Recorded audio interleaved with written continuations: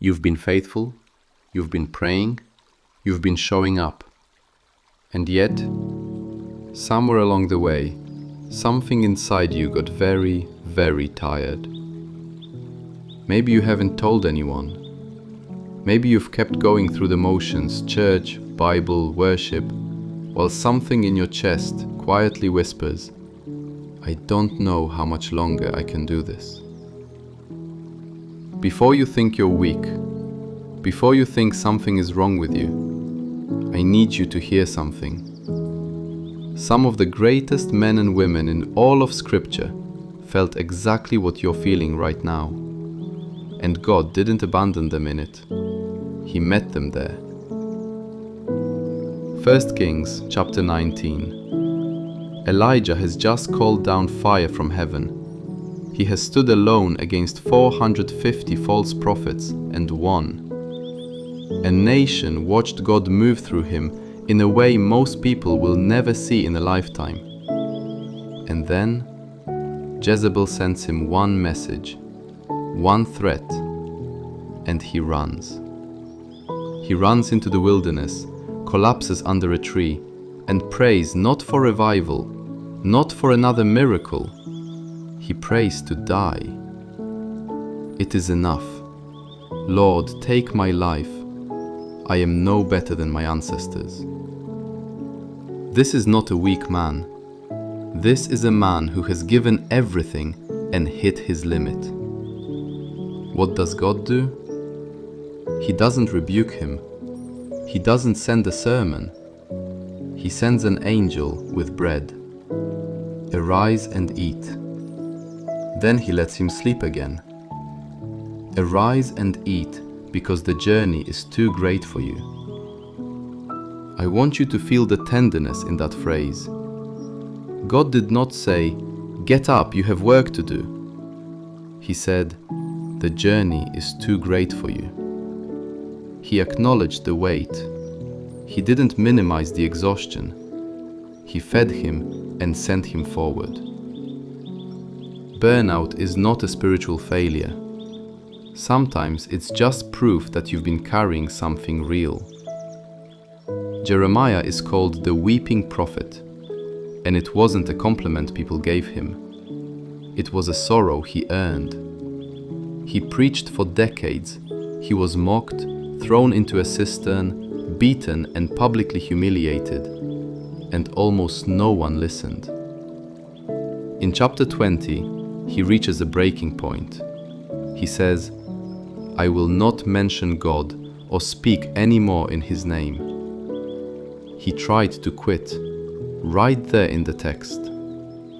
But then he says something devastating. His word is in my heart like a fire shut up in my bones. I am weary of holding it in. Indeed, I cannot. He couldn't stop even when he wanted to.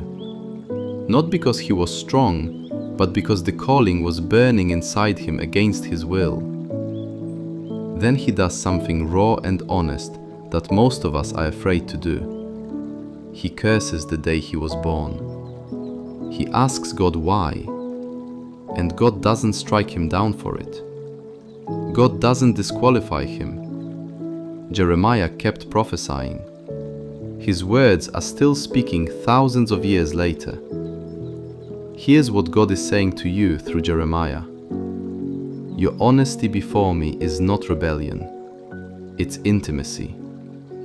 You are allowed to tell God that you're tired, that you're confused, that you don't understand.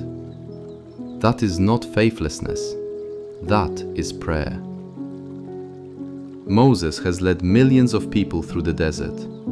He's been their judge, their intercessor, their leader, their burden carrier. And now the people are complaining again, wailing in their tents, weeping over the food they left behind in Egypt. And Moses? Moses, who spoke to God face to face, breaks. He says, I cannot carry all these people alone. The burden is too heavy for me. If this is how you're going to treat me, please go ahead and kill me, if I have found favor in your eyes. and do not let me face my own ruin." Moses asked God to let him die. And again, God's response is not punishment, it is provision. He raises up 70 elders to share the load. God's response to Moses' collapse was not a lecture on leadership, it was a restructuring of the burden. He looked at what Moses was carrying and said, "You were not meant to carry this alone." Maybe that's what he's saying to you right now. Not push harder, not you should be stronger, but you were never supposed to carry this by yourself. Elijah needed rest and food and the gentle voice of God in a cave. Jeremiah needed permission to be honest. Moses needed someone beside him. None of them quit, not because they found some superhuman strength, but because God refused to let the story end under that tree, in that cistern, in that desert. And He will not let your story end here either. If you are exhausted today, this is your bread under the tree. If you are angry and confused, this is your permission to tell Him exactly that. If the weight is too much, ask Him to send you people to stand beside you. He met them in their breaking. He will meet you in yours.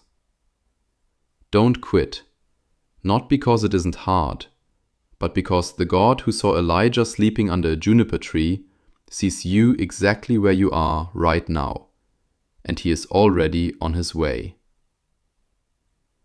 If this spoke to you today, share it with someone who needs to hear it. Subscribe for more videos that bring Scripture into the moments that matter most.